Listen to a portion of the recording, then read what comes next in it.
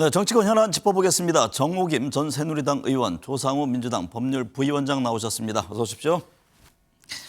오늘 한일 정상회담에 이어서 한미일 정상이 만났습니다. 북한 핵 문제, 에너지 협의 등을 논의했는데 정호김 전 의원님, 이번 세 나라 정상의 만남 어떤 의미가 있다고 보세요? 6개월 만에 이제 한미일 정상회담이 열린 것이고요. 지금 변화하는 국제사회에서 한미일 간의 긴밀한 협조와 공조를 재확인하는 만남이었다라고 볼 수가 있고요. 네.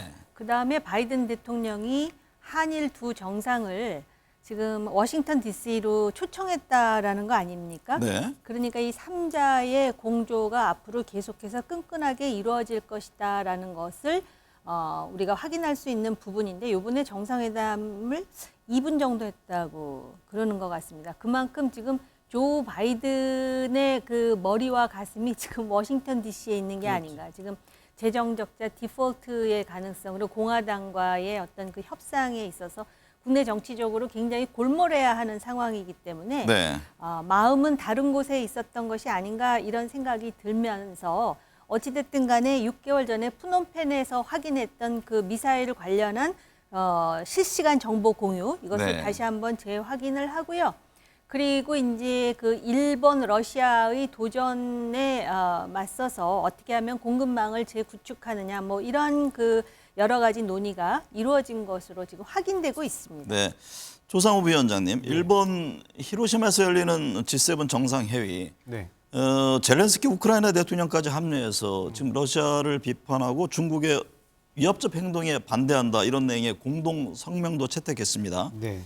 북중내에 대한 견제 수위가 높아지는데 이게 그렇다면 또 신냉전 시대가 본격화하는 거 아닌가 이런 또 우려도 있습니다. 예, 뭐 그런 우려들이 지금 많이 나오고 있고 예를 들면 안보 쪽에서의 커플링이 굉장히 가속화되고 있다라는 얘기들도 많이 합니다. 근데 실제로 그러면 경제 분야에서까지 완전히 그런 부분이 이루어지고 있느냐. 네. 그런 부분에 관련해 가지고 지금 한국이 약간 배제되는 형태로 오히려 미국과 중국은 이 공급망 뭐 이제 예를 들면 다변화 정책인지는 뭔지 모르겠지만 미국 기업들의 이해에 맞춰서 중국 기업들의 대미국 투자가 굉장히 활발하게 이루어지고 있는 측면도 있거든요. 네. 거기서 한국이 오히려 배제되는 측면들도 있어서 뭐 누군가는 그런 말을 합니다. 외교 같은 경우는 가장 중요한 정책 방향은 모호성이다. 그러니까 어떤 모호한 입장을 갖고 뭐 이렇게 보여줌으로써 상대에게 내가 어떠한 변화를 가져올 수도 있다라는 기대를 품어줘야 네. 뭐 이제 어떤 그 부분에 대해서 외교적 공간이 생기는 건데 특히 어떤 나라와 커플링이 돼서 그 나라의 입장을 그대로 이제 따라가게 될 경우에 우리 쪽의 외교 공간은 없는 것이거든요. 네. 그러니까 미국과 일본이 주도하는 어떤 그 국제 정세 속에서 우리 쪽에 역할이 없다고 한다면 과연 우리가 별도로 국익을 지켜낼 수 있는 것인지 네. 그 부분을 우려하지 않을 수 없고요. 한 가지만 말씀드리면 지금 대중국 무역 적자가 92년 이후로 처음으로 완전히 역전이 돼가지고 지금 적자 1위가 중국으로 올라선 상황입니다. 네. 그래서 그 가장 이제 무역흑자 1위였던 게 이제 중국이었는데 2018년까지는 압도적인 무역흑자 1위 국가가 대중국 무역 수지였습니다. 근데 지금 2019년부터 조금씩 줄기 시작했지만 그래도 2021년까지만 해도 뭐 굉장히 200억 달러가 넘는 무역 수지 흑자를 기록하고 있다가 지금 벌써 22년도에 12억 달러로 흑자 수준이 줄어들고 올해는 지금 1, 2월 합쳐가지고 50억이 넘는 무역 수지 적자를 기록하고 있거든요. 네. 그래서 중국과 이렇게 굉장히 마찰을 빚는 형태로 우리가 직접적으로 이 앞에 나서는 게 과연 우리의 국익에 부합하는지 좀 그 부분에 대해서 걱정과 우려가 앞섭니다. 네. 정의임 의원님, 그 한미일 전략적 틀을 지금 강화하면서 특히 이제 북한 핵 문제에 대해서 짚고 있는데 지금 연이어 탄도미사일 발사하고 있잖아요. 이 부분에 대해서 추가 도발 시 강력히 대응할 것이다. 이 점을 천명했는데 이게 강력 대응이라는 수사에 그칠 것이 아니라 어떤 실질적인 대응 방안, 해법이 있을까요?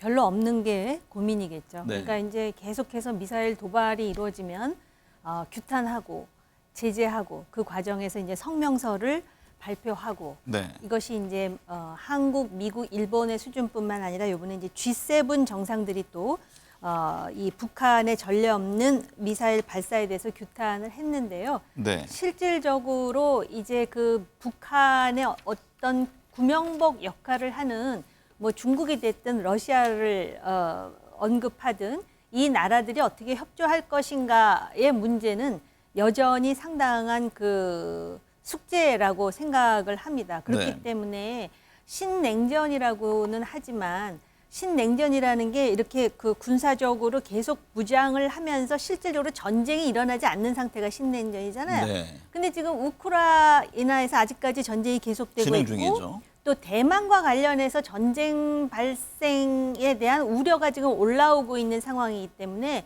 과거의 냉전과는 매우 다릅니다. 그리고 요번에 G7을 보시면 아시겠지만 영국이나 프랑스나 독일의 경우는 조금 입장이 달라요. 그건 왜냐하면 러시아, 중국에 대해서 경계하지만 경제적으로 상호 의존이 굉장히 복잡하게 얽혀 있기 때문에 그렇거든요. 마찬가지로 북한에 대한 제재는 중국의 협조가 매우 중요하거든요. 네. 그런 과정에서 한국이 지난번에 우리 윤 대통령께서 미국을 방문할 때 하버드 대학에서 강연을 했는데 그 케네디 스쿨의 조 나이가 국력을 뭐 소프트 파워, 하드 파워를 했잖아요. 유명한 학자죠. 그런데 소프트 지금 파워. 한국이 구사해야 될 파워는 스마트 파워거든요. 아, 스마트 그렇기 파워. 때문에 뭐 이런 국제사회의 규탄도 중요하지만 한국이 이 문제와 관련해서 얼마만큼의 목소리와 능력을 가질 수 있을 것인지 사실은 그걸 미국으로부터 끌어내는 게 한국의 외교 역량이라고 네. 생각을 합니다. 조상우 위원장님, 윤석열 대통령이 히로시마 한인 원자폭탄 피해자들을 만났습니다. 네. 윤 대통령은 늦게 찾아서 죄송하다면서 위로를 전했는데요. 어떻게 보셨습니까? 뭐 일단 그 대통령으로서 그 외국에서 그렇게 피해를 입으셨던 우리 그 제1동포들의 아픔을 보듬어 주는 부분에 대해서는 의미가 있다고 봅니다. 근데 사실은 이분들의 위령비가 굉장히 30년 가까이 밖에서 방치되다가 99년도에 아주 늦게나마 비로소 이 기정관 안으로 들어오게 됐는데요. 네. 이런 것들이 혹시 뭐 일본의 이제 뭐 전범국으로서의 어떤 이미지를 뭐 이렇게 좀 퇴색시키는 그런데 혹시 악용될 우려가 있는 거 아닌지 그 부분에 대해서 조금 우려는 하고 있는데 네. 아무래도 이제 그런 부분보다 우리가 앞으로 이 원폭 피해자들을 어떻게 대우하고 그분들에 대한 피해자 지원을 어떻게 할 것인가. 2016년도에 이미 지금 지원법도 만들어졌지만 그게 네. 실질화돼서 실제로 작동하고 있는가 이런 부분들도 좀 더 꼼꼼히 살펴서 이렇게 형식적이고 어떻게 보여주기식 이런 행사도 물론 어떤 의미를 가질 수 있겠지만 네. 실질적으로 이 피해자들이 지원을 받고 그다음에 또 이제 과거사 문제에 있어서도 이제 이 강제징용 해법과 관련해 가지고 일본이 지금 지속적으로 피력하고 있는 입장, 그러니까 한일 합방이 합법에 기하기 있기 때문에 그 부분은 불법적인 강제징용이라고 볼 수 없다라는 그런 입장에 대한 전향적인 태도 변화를 끌어낼 수 있도록 하는 그런 외교적 노력이 좀 필요하다 이렇게 생각합니다. 네. 후쿠시마 원전 오염수 관리 점검을 위한 시찰단이 오늘부터 5박 6일간 일정으로 일본을 방문하는데요. 이게 뭐 시찰단 구성, 성격을 놓고 정치권, 시민단체 연일 공방을 펼친 바 있습니다. 어떤 결과를 갖고 올 것으로 보세요? 국민들을 이해시킬 수 있는 어떤 객관적인 과학적인 지표 데이터가 중요하잖아요. 지금 IAEA 검증단이 이제 거의 최종 보고서를 발표하기 직전으로 제가 네. 지금 알고 있는데요. IAEA 검증단에서 이제 시료 채취를 해갖고 그걸 검증하는 과정에 한국인, 중국인 그리고 호주인들이 포함되어 있는 것으로 알고 있고요. 상식적으로 볼 때 후쿠시마에서 오염수가 방출이 된다 그러면 전혀 방출되지 않는 상황하고는 다른 국면 아니겠습니까? 네. 그런데 이 부분은 상당히 예민한 것이 한국과 미국이 긴밀한 동맹 관계임에도 불구하고 소고기 수입에 대해서 한국인들이 보여준 어떤 일련의 그 행태를 우리는 확인한 바 있지 않습니까? 네. 그런데 이거는 동맹국인 미국도 아니고 과거 역사의 어떤 아직까지도 뭐 지금 화해를 했다고는 하지만 그 앙금이 남아있는 일본이라는 나라인데다가요. 우리나라 국민들은 우리나라 내에서 원자력 발전소에 가장 저준위의 폐기물을 보관하는 장소를 정하는데도 엄청난 그런 그 갈등을 겪었습니다. 부안이 네. 대표적인 예거든요. 그렇게 예민한데 이 오염수가 정화가 되고 여과가 되고 희석이 됐다고 하지만은 여기에 대해서는 또 실질적으로 과학적으로 그랬을 수도 있어요. 태평양이 좀 넓습니까? 네. 그럼에도 불구하고 이것에 대한 국민적 정서라든지 어떤 정치적 민감성에 대해서 정부가 더 호응하는 입장을 취해야 되는 것이 아닌가 네. 이런 생각이 들고요. 일본이 말하는 그 다핵종 제거 시설에 대해서도 우리나라 과학자들 내에서도 서로 그 이견이 있는 만큼 그런 부분에 대해서 명확한 규명을 하고 국민들에게 설명하는 그러한 어떤 과정이 좀 필요하지 않을까 네. 이런 생각이 들었어요. 조상우 부위원장님, 예. 민주당 등 야3당 오염수 방출 규탄 장외 집회에 참석했는데요. 이재명 대표는 식수로 먹어도 된다는 건 국민의 생명과 안전을 지키는 책임을 내다 버리는 것이다. 강하게 비판했습니다. 네. 야당은 지금 어떤 점이 문제라고 지적하고 있는 거죠? 일단은 그 안전성에 대해서 일본이 자체로 내세우는 자의적 기준이 아니라 국제적으로 합의된 기준이 일단 없다는 겁니다. 네. 그 부분 안전성 부분이 검증되지 않은 상태에서 이렇게 오염물을 해양에다 투기하는 행위 자체가 지금 유엔 해양법 협약 제210조 제4항을 정면으로 위반하고 있는 거거든요. 네. 그러니까 이런 부분에 대해서 그러니까 강하게 문제점을 지적하지 않을 수 없고 국회 차원에서도 보면 일본의 이런 오염물 투기 행위에 대해서 이거 이제 규탄하는 결의안 그다음에 또 예를 들면 우리 정부가 연안 국가로서 국제해양법 규정에 따라서 국제해양법 재판소에 네. 연안국의 지위로서 제기할 수 있는 제소가 있거든요. 그러니까 그런 부분으로 이제 뭐 제소를 촉구하는 그런 결의안을 좀 채택할 필요가 있지 않나. 왜냐하면 지금 국제해양법 협약에 따르면 유엔 국제해양법 협약에 명백히 나와 있는 게 대륙분 거리, 그러니까 350해리, 그건 한일 사이의 수역 대부분을 차지합니다. 네. 그 전체에서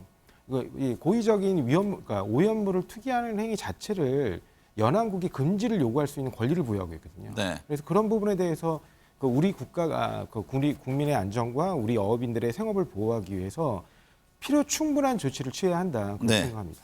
민주당 살펴볼게요. 김남국 의원 코인 논란에 이어서 전당대 돈봉투 의혹에 대한 검찰 수사가 본격화하고 있는데요. 네. 지금 쇄신의 목소리가 높잖아요. 네. 그러나 한편에서 이게 너무 지지부진한 것 아니냐 이런 또 지적이 있고 어떤 대응책이 필요하다고 보세요?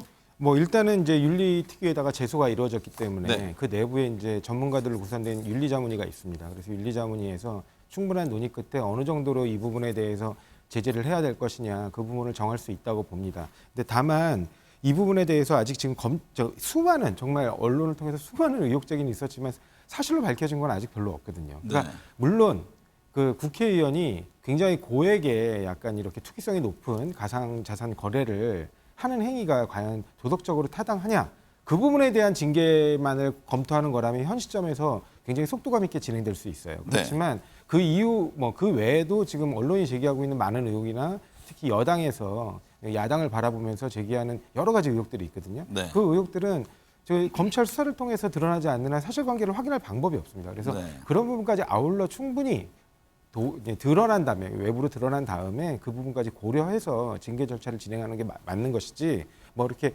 빨리 어떤 절차를 진행한다고 해서 만약에 이번에 징계하고 또 뭐 새로운 사안 나오면 또 징계할 겁니까? 네. 그거는 아니라고 봅니다. 징계와는 별개로 민주당 내 쇄신책이 뭔가 나와야 되지 않느냐 이런 지적들에 네, 대한 질문이거든요. 예, 맞습니다. 지금 네. 우리도 서로가 이렇게 비판하고 서로의 나쁜 점만 지적하기를 떠나서 일단 네. 야당 내에서 돈봉투 사건이라든가 김남국 의원 코인 사건이라든가 이런 부분들이 있었기 때문에 우리가 이제 도덕적 기준을 얼마나 더 높여서 네. 국민 여러분들께 좀 납득할 만한 조치를 내놓을 것이냐 네. 이런 부분에서 저번에 이제 의원총회에서 이른바 쇄신의총을 통해서 입장을 잠깐 표명한 바 있는데 그 부분 관련해서 앞으로도 이런 도덕적 기준을 갖다가 새로운 어떤 유형의 그런 비유행위에 대해서 세워나가는 방식으로 또 이제 예를 들면 당규라든가 이런 것들을 네네. 좀 정해나갈 필요가 있다고 보고요. 다만 저희는 이제 이게 국회 차원에서 국민들이 계속 국민들에게 불신을 보여주는 이런 문제들을 해결하기 위해서 여야가 합심해서 일정 수준의 어떤 국회 차원의 조치가 좀 필요한 거 아니냐 네. 그런 부분들을 좀 요구하고 싶습니다. 정우김 전 의원님, 국민의힘은 연일 지금 김현 코인 투자 관련해서 문제를 제기하고 있는데요. 최근에는 자금 세탁이 이루어진 것 아니냐 이런 의혹을 제기했습니다. 이게 어떤 배경에서죠? 김남국 의원이 지금 이제 일단 탈당을 한 거잖아요. 네. 그런데 그 처음에 문제가 됐던 위믹스 코인이라고 있지 않습니까? 네. 이거는 소위 이제 김치 코인이라고 하는 상대적으로 이제 물론 여러 가지 코인이 있겠지만 좀 안정적이라고 생각되는 코인인데 이 코인을 클레이페이 코인으로 바꿨다는 거예요. 네. 근데 클레이페이 코인이라고 하는 거는 소위 잡코인이라 해가지고 리스크 테이킹을 하는 것이죠. 네. 그런데 그렇게 하는 과정에서 36억 원가량이 시세로 들었다라는 것입니다. 그러니까는 이 클레이페이라는 게 만들어진 지 한 달도 되지 않았는데 위믹스를 이 클레이페이로 바꾼 거 이것이 굉장히 이례적이기 때문에 뭔가 합리적 의심이 든다라는 것이 지금 국민의힘의 네. 문제 제기예요. 근데 이제 김남국 의원은 뭐라 하냐면 이게 그래서 처음에 값이 굉장히 올랐다가 지금은 그러니까 3,000원에서 300원으로 떨어졌기 때문에 본인이 엄청난 손실을 입었다라고 얘기를 하잖아요. 네. 그러다 보니까 이게 좀 이상하다. 오히려 지금 클레이페이를 만든 사람들이 자금 세탁 세력으로 지금 알려지고 있는데 네. 위믹스를 받아갖고 클레이페이를 주면서 실제로 위믹스를 현금화해주는 그러면서 커미션을 받았다라는 게 지금 국민의힘의 하태경 의원의 네. 주장입니다. 네. 그러다 보니까 몇 가지 의심이 되냐면은 그럼 사전에 3,000원으로 올랐다가 300원으로 떨어졌다 그러는데 그러면은 왜 상대적으로 안정적인 코인을 이렇게 위험한 코인을 해가지고 돈을 잃었는가? 이 부분도 이상하고요.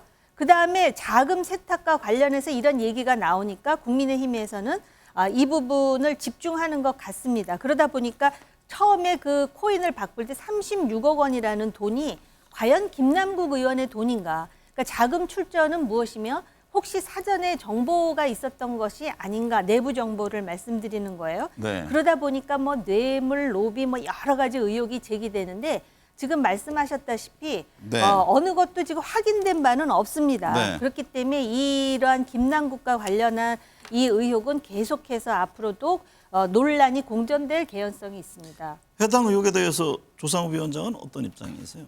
저거는 하태경 의원께서 좀 잘못 짚으신 게 아닌가 싶습니다. 네. 왜냐하면 클레이페이 토큰 관련해 가지고 지금 원래 최초에 제기됐던 의혹은 이른바 LP 거래, 그러니까 이렇게 신규 코인을 상장하는 데 있어서 신규 코인이 거래가 거의 없기 때문에 네. 그 거래의 유동성 공급을 위해서 이제 조금 유명한 코인하고 맞바꾸는 방식으로 해서 시장에 유동성을 공급해 주는 대신 그 부분에 대해서 수수료를 받았다는 것 때문에 처음 문제 제기를 했었거든요. 네. 근데 LP 거래 이런 방식의 신규 코인 상장을 위한 수법은 굉장히 그러니까 일상적인 거예요. 근데 결국에는 본인 말대로 큰 손실을 봤다는 건데 여기서 만약에 의혹이 만약에 지금 하태경 의원의 의혹이 어느 정도 의혹으로서의 의미를 가지려면 현금 인출 기록이 나와야 돼요. 네. 근데 지금 현금 인출률은 김남국 의원 본인은 극구 부인하고 있거든요. 네. 400여만 원의 현금 인출 외에는 현금 인출이 없었다는 거예요. 근데 그 부분에 대해서 전혀 그와 다른 정황을 하나도 제시하지 못하고 있어요. 네. 그래서 그런 부분들을 제시하지 못하는 한 결국에는 폭락으로 그 코인 간 거래가 이루어지면서 나중에 손실을 봤다. 네. 이제 제가 알기로는 김남국 의원은 1,500원 정도에 샀다가 3,000원까지 폭등했다가 결국 현재 300원까지 떨어졌다는 네. 측면인데 그렇게 보면 아무런 이득을 본 게 없고 약간 투기적 거래에서 굉장히 많은 손실을 봤다라는 본인의 해명이 크게 어긋나는 것으로 보지는 않습니다. 네. 민주당 내 다시 뭐 개파별 대결 얘기가 나오던데 뭐 수박 논쟁도 일각에서 나오고 있고요.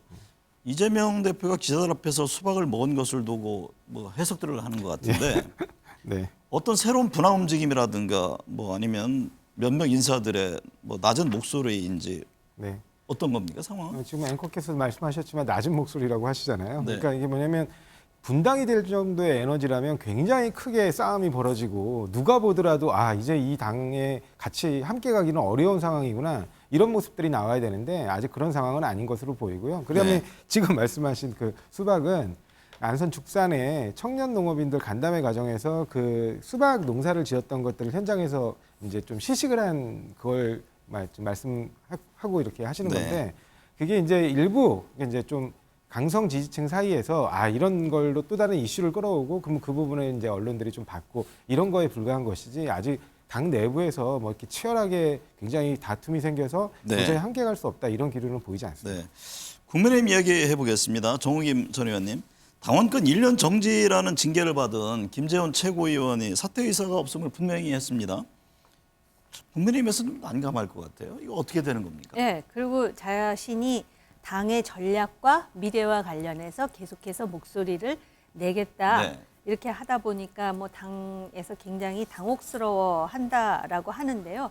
애초에 그 김재원 그리고 태영호 의원에 대한 징계 과정에서 정치적 해법이라는 그 이야기가 나오다 보니까 그 정치적 해법을 받아들이지 않고 본인이 당원권 정지 1년을 받는 대신에 지금 자기 나름대로 자기 전략을 지금 구사하고 있는 것 같습니다. 네. 그러다 보니까는 내년에 총선도 있고 또 김재원 의원이 스스로 사퇴를 해야 또 새로운 최고위원을 뽑을 텐데 지금 완전 교착 상태에 빠진 거 아닙니까? 그리고 김재원 전 의원의 경우에는 제가 알기로는 요번에 전당대회에서 최고위원 중에 가장 많은 득표수를 1위로 됐죠. 예, 네. 그 기록한 그 최고위원이기 때문에 앞으로 이러한 부분이 어떤 식으로 전개될지 관심이 주목이 되는데 바로 이런 과정 자체가 어떻게 보면 노련하지 못한 그 정당 내 정치의 한 과정의 그런 그 표상이 아니었나 네. 드러난 것이 아니었나 이렇게 생각이 들어요. 네.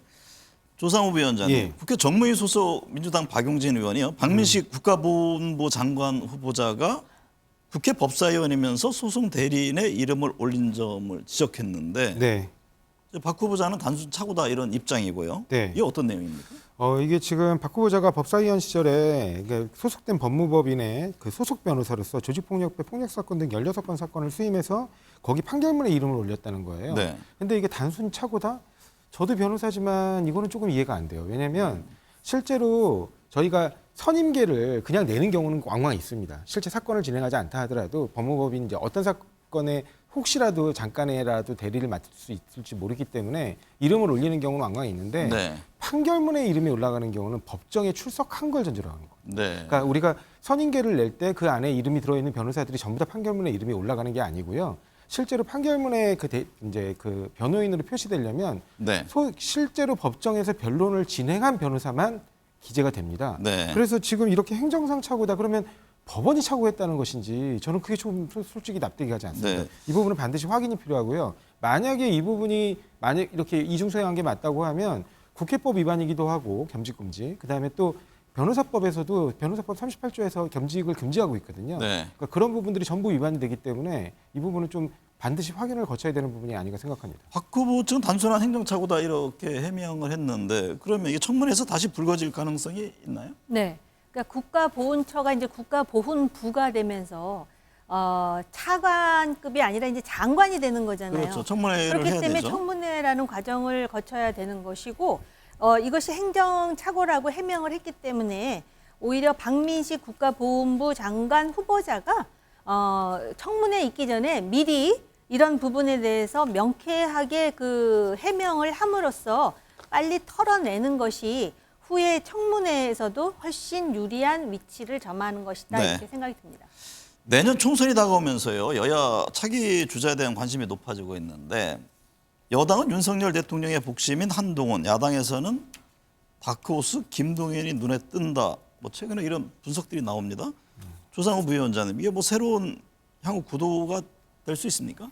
글쎄요, 뭐 저희에게 이제 지금 강요로 계신 분이고 총선에 나오시려면 일정 기간 안에 또 사퇴 뭐 이런 부분도 해결돼야 되는데 네. 좀 그 며칠 전인가요? 그 윤석열 대통령이 그래도 장관으로서 특별히 좀 하려면 최소 2년 이상 일을 해봐야 되는 거 아니냐 뭐 네. 이런 얘기를 또 하셨다고들 해요. 근데 지금 그렇게 되면 연말까지 그 공직자 사퇴 시한 내에 사퇴를 할 수 있을까 이런 생각도 듭니다. 그래서 네. 그 지금 계속해서 대통령실이 이런 총선에 개입하는 거 아니냐라는 그 의심의 눈초리를 받고 있는데 그런 부분을 털어내기 위해서라도 이제 지금 그 장관직에 계신 분들은 장관 업무를 충실히 수행하시고 지금이라도 늦지 않게 국민의힘에서 당 지도부 네. 차원에서 정치적으로 당이 총선에 적극적으로 설계를 해야 된다 그렇게 생각합니다. 네. 정무김 전 의원의 생각은 어떻습니까?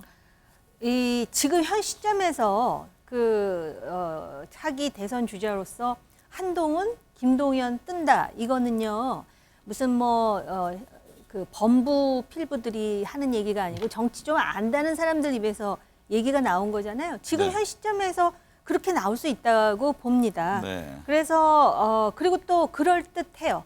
그런데 이제 이 두 사람이 정말로 다크 호스에서 좀 더 이제 큰 제목으로 나가는 데는 몇 가지 관문이 있겠죠. 네. 한동훈 장관 같은 경우는 보수층에서는 상당한 지지를 견인하고 있는데 네.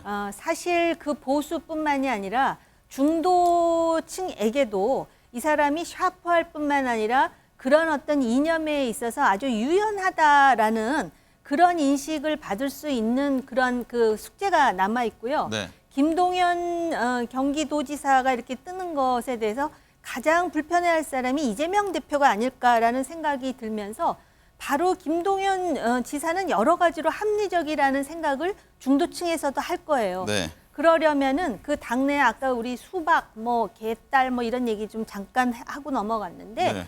그 틀과 함께 이재명이라는 정치적 장벽, 민주당의 한계를 어떻게 뛰어넘을 것인가라는 숙제가 있겠죠. 그리고 이거는 한국 정치의 역동성으로 볼 때 몇 달 내에 바뀔 수도 있다라는 점을 네. 전제해서 말씀을 드립니다. 네, 오늘 두 분 말씀 감사합니다.